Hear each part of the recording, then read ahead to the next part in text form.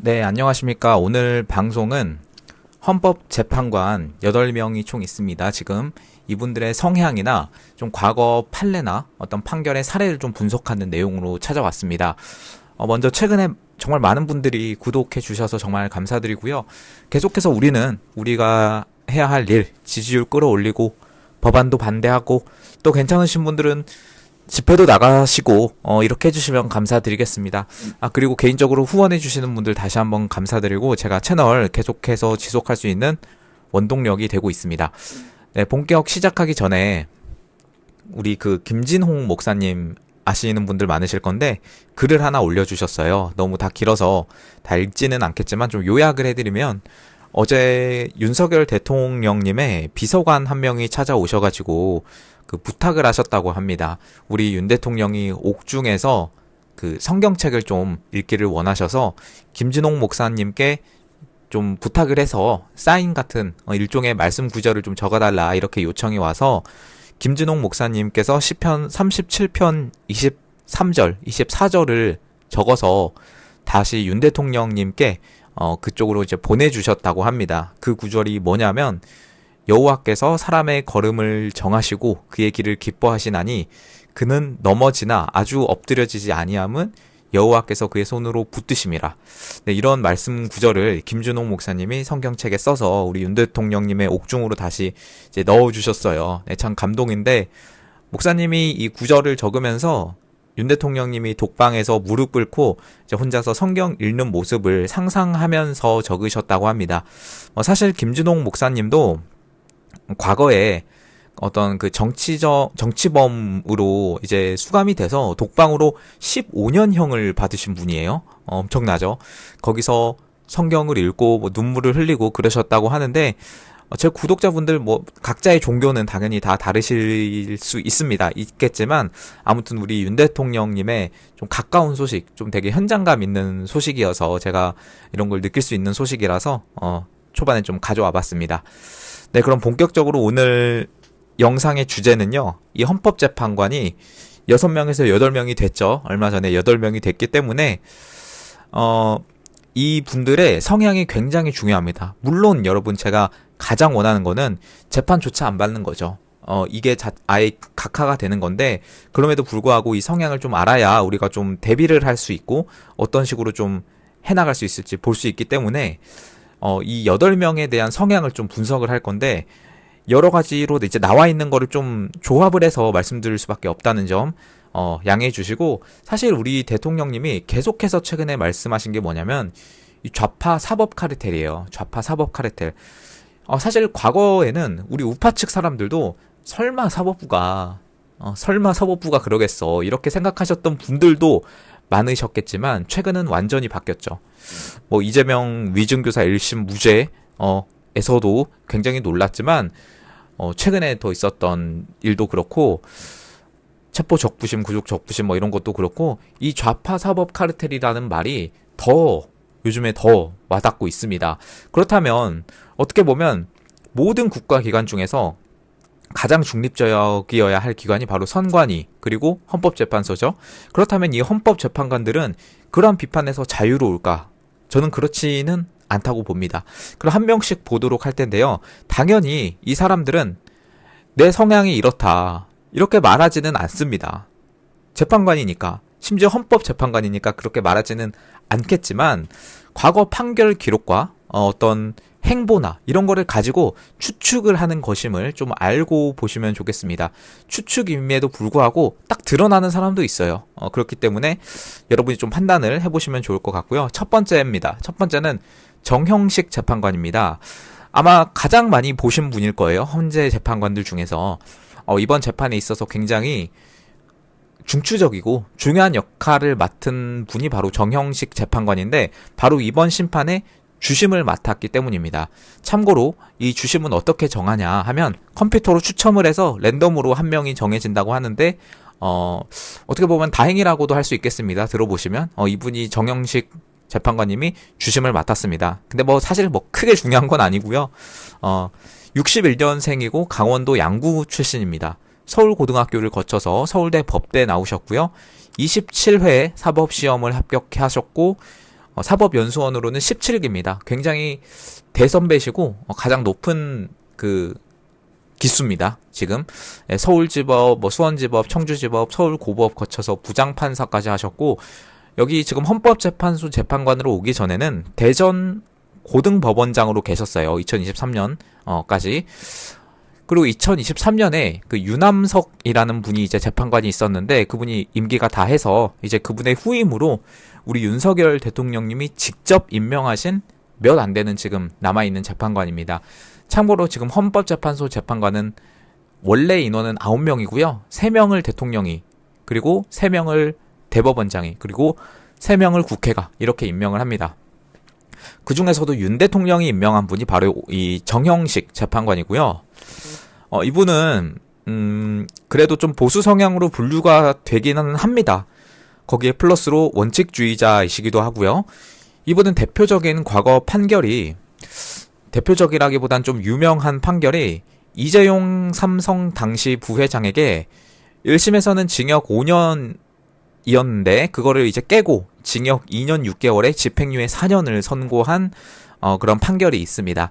이때 박근혜 대통령의 그 사태와 관련한 일이었음에도 불구하고 집행유예를 지금 이렇게 판결을 하셨어요. 당시에도 엄청난 비판이 있었습니다. 당시 여론 여러분 살벌했습니다. 나시는 분 있으실 거예요. 그럼에도 불구하고 흔들리지는 않았고요. 일단 과거 사례만 볼 때 이렇게 말씀을 드리지만 여론에 휘둘리는 사람은 좀 아닌 것 같습니다. 이렇게 평가를 할 수 있겠습니다. 윤 대통령님의 후배이기도 하고, 물론 뭐 이것만 보고 윤 대통령에게 유리한 어떤 판결을 할 거다 이렇게 자신만만하게 말씀드릴 수도 없는 게, 대통령이 계속해서 이야기하는 이 사법 카르텔은 우리가 알 수 없는 선에서 있기 마련입니다. 최근에 더 많이 드러나고 있죠. 그래도 다른 사람에 비하면 낫다. 다른 사람에 비하면 낫다. 그 정도로만 좀 결론적으로 알고 계시면 되겠습니다. 이 정형식 재판관이 일단은 이런 상황이고요. 본인의 의견을 정확하게 지금 다 표출할 수도 없는 상황이에요. 분위기상. 네, 다음 보겠습니다. 다음 두 번째는 조한창 재판관입니다. 65년생이고 경기도 수원 출생이에요. 이번에 그 최상목 권한대행이 임명을 했습니다. 임명하면 안 된다 계속 그랬을 때 굳이 임명한 두 사람 중에 한 명이 바로 이 조한창 재판관이고요. 2명 있었는데 바로 그중 한 명입니다. 그 중에서도 이제 국회 추천으로 임명을 하는데 이분은 국민의힘에서 선출한 사람입니다. 그나마 다행이라고 볼 수 있을까요? 역시 서울대 법대 출신이고요. 사법연수원은 앞에 정형식 재판관보다 한 기수 아래인 18기입니다. 일단 국민의힘 추천이긴 하지만 이 조한창 재판관은 윤 대통령의 당시 그 12월 3일 있었던 일에 대해서 황당한 느낌이었다. 이렇게 평가를 내리기도 했습니다. 황당한 느낌이었다. 그리고 이 한창 이슈가 되고 있는 이런 선거에 대한 부정, 이런 것에 대한 내용은 여러 판결을 통해서 근거가 없는 것으로 드러났다. 이렇게 정확하게 말했습니다. 근거가 없대요. 네. 조한창 재판관은 크게 이슈가 될 만한 그런 판결을 하거나 그런 적은 없고요. 과거 셀트리온 서정진 회장에 대한 판결 말고 과거에 어떤 사건이 있었다거나 성향을 드러냈다거나 그런 것도 없습니다. 아무튼 좀 찝찝한 점은 위에 대한 대통령에 대한 발언, 그 부분은 매우 아쉽고 또 선거 부정에 대한 것도 근거가 없다. 이렇게 말하는 사람 중에 한 명이기 때문에 결론적으로는 성향 자체는 보수라고 분류가 되나 좀 찝찝하다. 그 정도로 알고 계시면 되겠습니다. 사실 이제 청문회기 때문에 그렇게 말을 할 수밖에 없을 수도 있어요. 그렇게 말을 안 하면 통과가 자체가 안 될 수도 있기 때문에. 그렇기 때문에 저는 좀 6대4 정도 봅니다. 좀 찝찝함 4, 보수 성향 6, 그 정도로 일단은 보고 있습니다. 네, 추측을 할 수밖에 없는 상황이기 때문에 그렇습니다. 네, 다음은요, 김복형 재판관입니다. 68년생이고요. 경상남도 거제시 출신입니다. 부산 서여자고등학교를 거쳐서 역시 서울대 법대 졸업하셨고요. 연수원은 24기입니다. 이분은 서울고등법원에 꽤 오래 계셨어요. 조희대 대법원장의 당시 지명을 받아서 헌법재판관 재판관으로 후보자가 됐고요. 인사청문회 때 본인의 의견을 정확히 밝히지 않는 사람으로 굉장히 유명합니다. 그럼에도 불구하고 뭐 재산 관련 의혹이나 뭐 개인 신상 같은 그런 문제가 전혀 없고요. 완전 깨끗하게, 심지어 저 민주당의 박지원조차도 이렇게 반듯한 후보가 있나 이야기를 할 정도로 전혀 문제가 없는 깨끗한 사람으로 평가를 받고 있고요.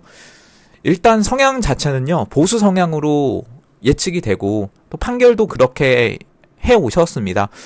후보자의 발언이나 어떤 뭐 지명 주체를 생각할 때 보수 성향으로 예측이 됩니다. 확신은 할 수 없지만 그렇게 예측이 된다, 그런 상황이고, 때문에 언론에서는 중도 보수다 이렇게 이야기를 하기도 하더라고요.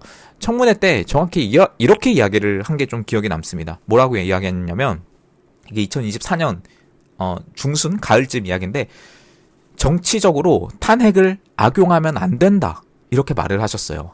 여러분, 이게 사실 저희가 가장 원하는 메시지 아닙니까? 정치적으로 탄핵을 악용하면 안 된다, 이렇게 말씀을 하셨기 때문에 지금 사실 어느 사건보다 정치적인 탄핵이 지금입니다. 이 입장을 제대로 고수를 해주시기를 바라고요. 저는 사실 이 8명의 재판관 중에서 어찌 보면 정형식 재판관보다 더 보수적인 성향을 가진 분이 바로 김복형 재판관이 아닌가, 그런 생각이 들고, 민주당이 계속 질문했어요. 공격성의 어떤 질문, 그 청문회 때 많이 하는 거. 근데 하나도 답변을 안 하셨습니다. 그건 내가 지금 답변을 할 수 없다, 이런 식으로 다 이제 민주당의 답변을 안 하셨고, 저는 그나마 지금 현재 재판관 중에서는 가장 기대해 볼 만한 분인 것 같습니다. 네, 그런 김복형 재판관이고요. 아무튼간 응원합니다. 이분은 제가 응원을 하겠습니다. 다음은 김형두 재판관입니다. 김형두. 이분은 중도로 분류가 되긴 했습니다. 근데 최근에는 좀 중도 보수 쪽으로 바뀐 거 아닌가 하는 그런 의견도 있습니다. 이게 다 당연히 지금 여러분 판결 기준이고요.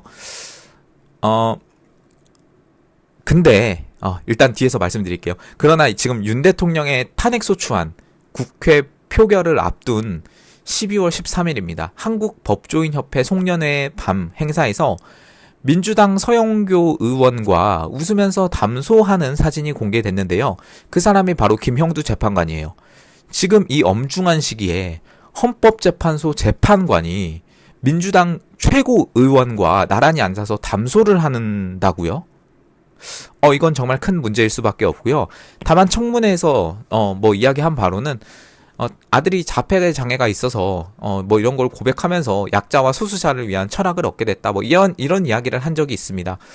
지금은 20대 후반의 아들이 됐는데 정신 연령은 7살 수준이고 좀 힘든 상황을 이런 청문회에서 이야기한 적이 있습니다. 근데 뭐 그건 그거고, 지금 헌법재판관이 이 시기에 민주당 의원과 이렇게 히히덕거리는 모습이 찍힌 게 잘한 건 아니죠. 잘한 건 아닙니다. 충분히 이상하다라고 누구나 생각할 수밖에 없는 그런 상황이고요. 네, 이분에 대해서 소개를 좀 앞에서 못 드렸는데 65년생이고요. 전북 정읍 출신입니다. 역시 서울대 법대 출신이고요. 사법연수원 10국입니다. 판결 자체는 보면 앞서 말씀드렸지만 판결 자체는 중도 보수 쪽이에요. 하지만 앞서 뭐 서영교랑 웃고 있던 사건이라든가, 그리고 김명수가 임명을 했다는 점에서 저는 좀 의심은 간다, 그런 상황입니다. 이것도 당연히 추측할 수밖에 없겠죠. 여러분은 어떻게 생각하시는지 그 댓글로 한번 달아주시면 좋을 것 같습니다. 사실 뭐 헌재 전체에 대해서 믿을 만한 상황은 아니죠. 네, 다음은 정정미 재판관입니다. 여성이고요. 69년생이고 부산 출생이십니다. 역시 서울대 법대 출신이고 연수원은 25기입니다. 앞에 나온 그 김형두 재판관과 함께 지명이 됐어요. 중도 성향으로 예측이 됐습니다. 임명 전에는 중도로 예측이 됐는데 취임 후 드러나는 판결에서는 진보 성향이 굉장히 강하다 라는 의견이 많습니다. 그렇기 때문에 사실상 진보라고 생각하셔도 되겠고요.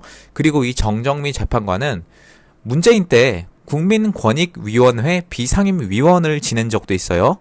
문재인 때 이걸 지냈기 때문에 그렇다면 제 생각에는 그냥 진보로 분류해도 무리가 없을 것 같습니다.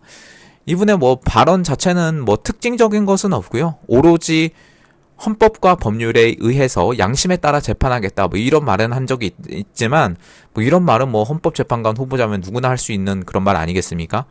뭐 결론적으로는 언론에서는 중도라고 이제 프레임을 씌우려고 하지만 제가 볼 때는 진보 쪽이 맞는 것 같습니다. 네. 다음 보겠습니다. 다음은 대망의 문형배입니다. 지금부터는요, 제가 여러분 이 재판관님 이런 님자를 붙이지 않도록 하겠습니다. 이유는 들어보시면 아실 거고요. 문형배는 사실 유명한 사람입니다. 이미 아시는 분들도 많이 아실 거예요. 이 문형배는 65년생이고요. 하동 출신입니다. 그리고 문재인이 임명한 사람입니다. 아무튼간 이 문재인이 임명한 사람은 뭔가 좀 다 그렇습니다. 4월에 재판관이 임기가 만료거든요. 2명이 만료가 되는데 이 사람이 임기 만료입니다. 그 중에 한 명이고 서울대 법대 출신이고요. 연수원 18기입니다. 지금까지 나온 누구보다 진보 성향이 강하다라고 볼 수 있겠고요. 이런 사람이 현재 재판관으로 있는 것 자체가 개인적으로 저는 좀 이해가 안 가는 상황이긴 합니다. 이 사람에 대해서 알 때는 우리법연구회라는 것을 알아야 합니다. 윤 대통령이 말씀하신 그 좌파 사법 카르텔이라고 계속해서 이야기를 하시는데 사실상 그게 우리법연구회가 아니냐 이런 이야기가 나올 정도로 그 사법부 안에서 좀 그 좌파 진보 성향의 어떤 그런 판사들이 모인 그런 모임입니다. 그곳에 회장이 있는데요. 그 회장이 바로 문형님입니다. 말 다 했죠? 네, 말 다 했습니다. 우리법연구회 회장이에요. 이 사람이 지금 헌법재판소장 권한 대행을 하고 있어요. 그렇기 때문에 좀 더 다른 재판관보다 입김이 있다 이렇게 말씀드릴 수가 있습니다. 이 사람은 또 그 이재명의 사법연수원 동기예요. 심지어 최근 국힘에서 나온 이야기인데 이 문형배가 이재명이랑 호영호재하는 사이다 이런 소문도 있다라고 국힘에서 말을 했거든요. 정확히는 이렇게 이야기를 했습니다. 문형배 대행이 권성동이 한 이야기예요. 문형비 대행이 민주당의 차기 대선 주자이자 대통령의 실질적 탄핵 소추인인 이재명 대표와 절친이라면 헌법재판소 소장 대행으로서 탄핵 심판을 다룰 자격이 과연 있겠나 라며 지금 헌법재판소에 계류된 10건의 탄핵은 이재명을 위한, 이재명에 의한 연쇄 탄핵이다. 문형배 대행에 대한 의구심이 해소되지 않으면 탄핵 심판의 공정성이 확보될 수 없다. 오늘 이야기한 문제들을 헌법재판소가 명확히 답변하지 않고 외면한다면 헌법재판소에 대한 신뢰가 무너질 수 있다는 것을 분명히 말씀드린다. 이렇게 말했습니다. 권성동이 간만에 좀 옳은 말을 하기는 했습니다. 이렇게 말을 했고요. 어떤 사람인지 알겠죠. 대충 들어도 우리법연구회라는 그런 집단에 대해서는 지금 다 말을 할 수가 없을 정도로 내용이 방대하기 때문에 다음에 영상으로 한번 다시 다룰 필요가 있을 정도로 이거는 꽤 방대한 내용입니다. 아무튼 간에 그 사법부 안에서 좀 진보 성향의 판사들이 모인 집단이다. 거기에 회장을 바로 이 문형배가 맡고 있다. 그리고 이재명과 호영호재 한다. 그런 사례가 나오고 있습니다. 소문이. 네, 느낌이 오시죠? 사회적 약자, 소수자 권리 이런 거 매우 좋아하시는 분입니다.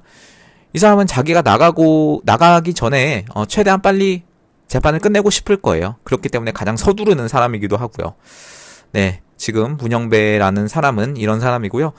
다음은 이미선이에요. 이미선. 70년생이고요. 화천 출신입니다. 역대 최연소 재판관이고요. 헌법재판소 재판관이고요. 진보 성향입니다. 그냥 딱 이렇게 말씀드릴 수 있겠습니다.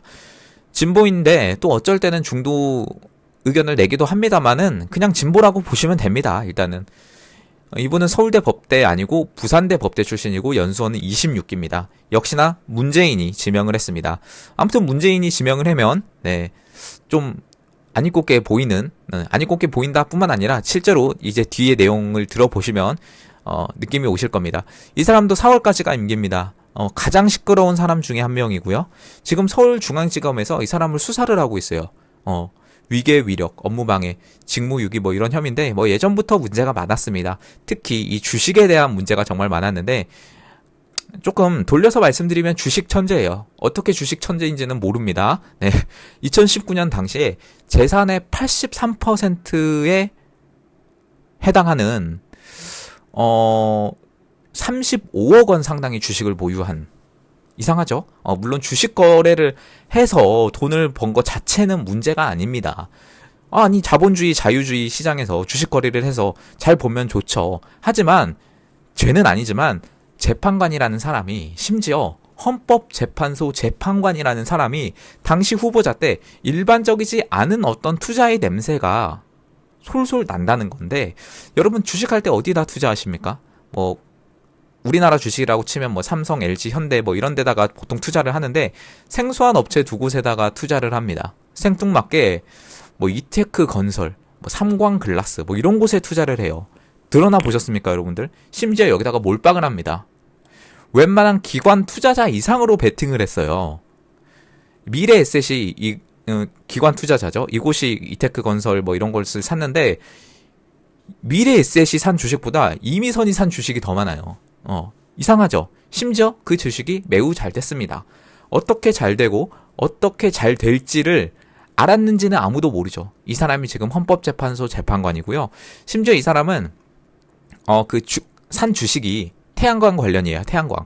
문재인 때 엄청나게 사업을 했었죠. 이 사실을 알고 이 사람을 봐야 하고요. 가장 시끄럽고 어떻게 보면 가장 드러난 문제가 많은 사람이 이미선입니다. 지금 헌법재판소 재판관이고요. 참 바쁘게 달렸는데요. 여러분 마지막입니다. 정계선. 대망의 정계선이고요. 69년생 양양 출신으로 이번에 민주당 추천으로 들어와서 최상목 대행이 임명을 했습니다. 앞에 조한창이라는 사람 국민의힘 추천으로 들어왔고, 이번에 민주당 추천으로 정계선이라는 사람이 들어왔습니다. 서울대 법대 출신으로 연수원 27기입니다. 여러분 이 상황에서 민주당이 자기 편이 아닌 사람을 꽂을까요? 추천을 할까요? 당연히 그렇지 않겠죠. 가장 엄중한 사람의 상황에서 가장 믿을 만한 사람을 민주당이 넣었지 않겠습니까? 아까 문영배가 회장인 우리법연구회 이야기했죠? 거기 회원입니다. 네. 거기 회원이에요, 이 정계선이. 더 볼 것도 없이 진보 좌파 성향을 띠고 있고요. 얼마 전에 윤 대통령이 탄핵 심판에 있어서 재판관 기피 신청을 했습니다. 이거는 뭐 할 수 있는 권리입니다. 재판관을 기피한다. 재판관이 좀 이상해서 기피하겠다. 이재명도 했어요. 그래서 이런 기피 신청을 하는데, 누구에 대해서 이 기피 신청을 했냐면 이 정계선에 대해서 했습니다. 문영배도 아니고 정정미도 아니고 이미선도 아니고 이 정계선한테 기피 신청을 했어요. 윤 대통령이 이 사람을 꼭 집어서 정계선한테는 재판 못 받겠다. 그럼 뭐 더 할 말이 없는 거죠. 여러분, 윤 대통령의 입장이 이겁니다. 근데 헌법재판소에서 기각을 했습니다. 사실 뭐 헌법재판소가 이런 기피 신청을 인용한 전례는 없긴 해요. 박근혜 대통령도 당시에 뭐 강일원 재판관에 대해서 기피 신청을 하긴 했는데, 일단 당시에도 각하가 됐고, 이번에도 기각이 됐습니다. 사실 이런 헌법재판소가 지금 증인을 받아들이지 않고, 뭔가 이제 선거에 대해서는 아예 인정하지 않고, 이런 상황을 봤을 때 좀 공정한 재판이 이루어지고 있나라는 생각이 들 수밖에 없어요. 그런 의구심이 들 수밖에 없습니다. 지금 정계선, 우리법연구회, 문영배, 뭐 김영두 이런 사람이 계속해서 이렇게 이야기가 나오고 있는데, 헌법재판소를 믿을 수 있냐? 라고 했을 때는 저는 물음표가 당연히 나을 수밖에 없겠습니다. 여러분 지금 이런 상황입니다. 쉽지는 않은 상황임에도 불구하고 지금 당연히 앞에서 시작 부분에 말씀드렸지만 각하가 되는 게 맞아요. 그게 첫 번째입니다. 지금 영장 자체도 잘못된 거고, 지금 뭐 이제 민주당이 여러 가지 항목을 빼고 뭐 그렇게 하는 것도 있는데, 여러분 지금 아무튼간 가장 베스트는 각하입니다. 탄핵 각하인데 받아들여지지 않을 가능성이 좀 높은 것도 사실이기 때문에, 여러분 이 상황을 보시고 이 헌법재판소를 재판관의 성향입니다. 이게 제 추측입니다만 거의 맞다고 보시는 게 저는 맞다고 봐요. 그렇기 때문에 여러분들 이 상황을 좀 보시고, 우리가 지금 해야 될 일은 결국에는 지지율 올리는 거예요. 지지율 올리고 나갈 수 있으실 분은 나가주시고, 좀 우파 유튜버들도 좀 도와주시고, 이렇게 하시는 게 사실은 좀 필요합니다. 우리 안에서 우리가 해야 될 일을 지금 하는 거예요. 여러분들 좀 부탁 좀 드리겠습니다. 지지율 이번에 물론 뭐 지지율만 올린다고 모든 게 다 해결된다 그런 건 아닙니다만, 분명히 이 헌법재판소는 여론의 영향을 상당히 많이 받는 기관이에요. 지지율 60% 찍고 70% 가면 진짜 많이 달라질 겁니다. 여러분 지금 빠르게 좀 올려야 되고요. 물론 미국도 지금 움직임이 있긴 합니다만, 우리가 먼저 해야죠. 우리가 먼저 해야죠. 네, 그렇습니다. 여러분들, 이러한 내용 좀, 구독, 좋아요 좀 부탁드리고요. 네, 개인적으로 후원해주시는 분들 너무 감사드립니다. 좀 이런 분석 좀 남겨드렸습니다. 네, 오늘 방송 여기서 마치도록 하겠습니다. 감사합니다.